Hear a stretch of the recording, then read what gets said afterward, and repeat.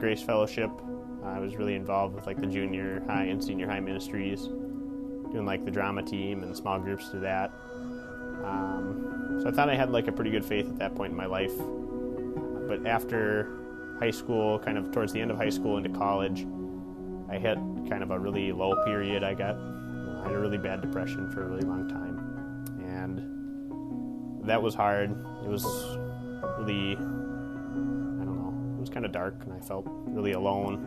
And like, I guess I was really blinded by like the pain and suffering that I was experiencing at that point, and I started pushing people out of my life. I lost a lot of relationships with people. I stopped coming to Grace. And eventually I kind of had given up on my faith. So it was kind of a dark period for me. And eventually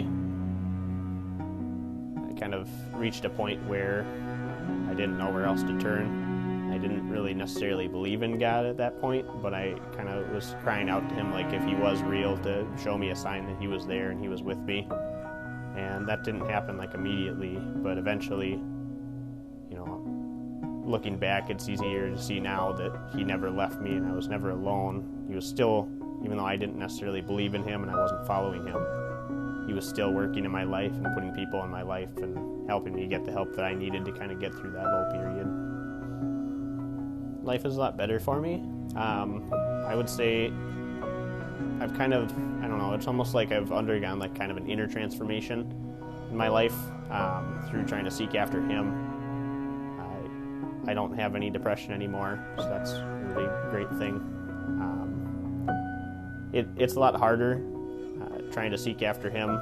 Before, it's a lot easier to kind of just go after like my own worldly desires, but now as a Christian, knowing that God has a path that he has intended to set for me, I need to try to figure out what that is and seek after it. And that comes with a lot of difficulties and a lot of strife. So you don't always know what that is, and when you do, sometimes it's not always the easiest path to walk. I would say overall, my life is a lot more satisfying and fulfilling. I have stronger relationships. I'm reconnecting with people that I'd previously kind of pushed out of my life. So overall, I would say a lot more satisfying and a lot more fulfilling. Baptism to me is expressing that inner transformation so that it kind of starts working towards an outer transformation as well.